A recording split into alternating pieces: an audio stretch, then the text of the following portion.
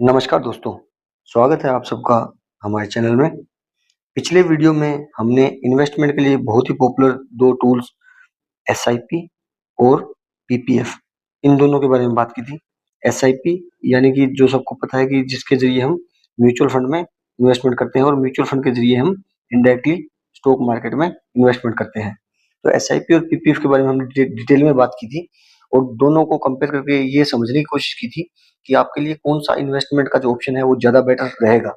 यह वीडियो भी इन्हीं दोनों के बारे में है, लेकिन हम दोनों इन्वेस्टमेंट के बीच में बहुत ज़्यादा डिफरेंस है और रिटर्न के बारे में हम बात करेंगे, ताकि रिटर्न को हम लाइव एग्जांपल से समझने की कोशिश करेंगे कि हमें इन दोनों में से कौन-सा बेटर रहेगा। क्योंकि रिटर्न एक बहुत इंपॉर्टेंट हिस्सा होता है और रिटर्न के लिए ही हम अल्टीमेटली हमारा इन्वेस्टमेंट स्टार्ट कर सकते हैं।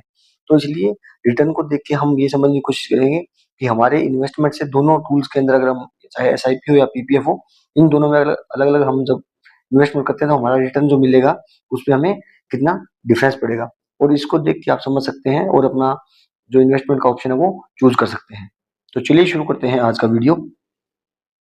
अब जब हम यहाँ पर दोनों एसआईपी और पीपीएफ के रिटर्न्स को कैलकुलेट करने की कोशिश करेंगे और जानने की कोशिश करेंगे कि आपके लिए कौन-सा अच्छा है, तो हम दोनों केस में मान के चलते हैं कि हमने 12,500 रुपए हर महीने जो है इन्वेस्टमेंट करना है और वो हम लोग 15 साल तक करेंगे। ये इन्वेस्टमेंट हम फ्लैट लेंगे कि 12,500 रुपए पर मंथ हम एसआईपी में भी डालेंगे और दूसरा इतना ही पैसा हम पीपीएफ में भी डालेंगे। अब दोनों का रेट ऑफ इंटरेस्ट जो कि अगर हम बात करें, तो जैसे कि हमने पिछले वीडियो में बात की थी कि जो पीपीएफ है वो गवर्नमेंट स्कीम है और गवर्नमेंट स्कीम है तो इसलिए गवर्नमेंट इसका रेट अनाउंस करती है, रेट ऑफ इंटरेस्ट हर 6 महीने में चेंज होता रहता है। और एक थोड़ा-सा सैड पार्ट ये है कि पीपीएफ का जो भी इंटरेस्ट रेट है वो लगातार पिछले 10 साल से लगातार डिक्रीज़ ही हुआ है, यानी 10 साल से जो रेट है पीपीएफ का या तो वो कांस्टेंट रहा है या तो वो कम ही हुआ है, ज़्यादा नहीं हुआ है। तो ये एक अलार्मिंग सिचुएशन है इन्वेस्टर के लिए। जबकि एसआईपी का जो रेट है रिटर्न का वो स्टॉक मार्केट के परफॉर्मेंस पे डिपेंड करता है। तो हम जानने की कोशिश करेंगे कि दोनों का कैलकुलेशन करते हैं रिटर्न के मामले में। तो पहले हम रिटर्न कैलकुलेट करें उसके लिए हमने सबसे पहले माना है कि हमने जो कैलकुलेशन अमाउंट लिया है 12,500 रुपए पर महीने का, वो हमने म्यूचुअल फंड में या म्यूचुअल फंड के थ्रू एसआईपी के ज़रिए हमने म्यूचुअल फंड में इन्वेस्टमेंट किया है। तो हमने एसआईपी कैलकुलेटर का इस्तेमाल किया है यहाँ पे। ये फ्री ऑफ कॉस्ट अवेलेबल है, इंटरनेट पे आप भी यूज़ कर सकते हैं। इसमें हमने मान के चला कि हमारा जो मंथली इन्वेस्टमेंट है, हर महीने हम 12,500 रुपए इन्वेस्ट कर रहे हैं। अब 12,500 रुपए हमारा 1 साल का जब इन्वेस्ट करते हैं तो हमारा लगभग 1.5 लाख रुपए इन्वेस्ट हो जाता है और उसी को जब हम 15 साल तक इन्वेस्टमेंट करेंगे, तो हमारा जो टोटल इन्वेस्टमेंट है, जो हमको इन्वेस्ट करना है, वो लगभग 22,50,000 रुपए हो जाएगा।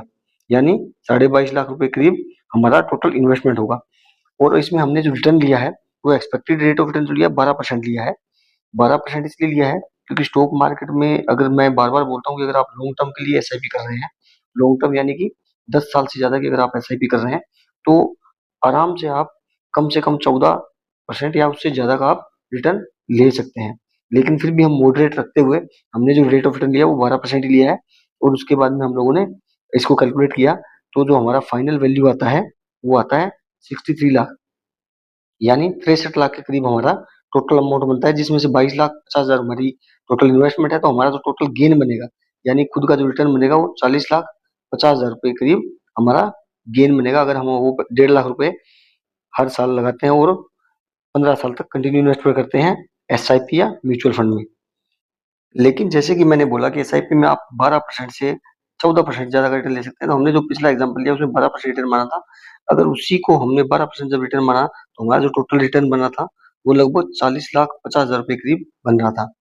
लेकिन अगर उसी को हम मॉडरेट मान लेते हैं, थोड़ा-सा और बढ़ा देते हैं, 14% ही मान लेते हैं, जो कि आसानी से अगर मिल जाएगा, अगर हम लॉन्ग टर्म में इन्वेस्टमेंट करते हैं, तो जब 14% रिटर्न मानते हैं, तो हमारा जो टोटल रिटर्न है, वो 40 लाख से बढ़कर 54 लाख के करीब हो जाता है। यानी कि आपका जो 2% इंटरेस्ट रेट बढ़ाया हमने, उससे आपका जो टोटल इन्वेस्टमेंट है वो 14 लाख रुपए बढ़ गया। अब हम बात करते हैं पीपीएफ में। अगर पीपीएफ में भी हम सेम 1.5 लाख रुपए पर 1 साल के लिए इन्वेस्टमेंट करते हैं लगातार 15 साल तक, तो क्या होगा?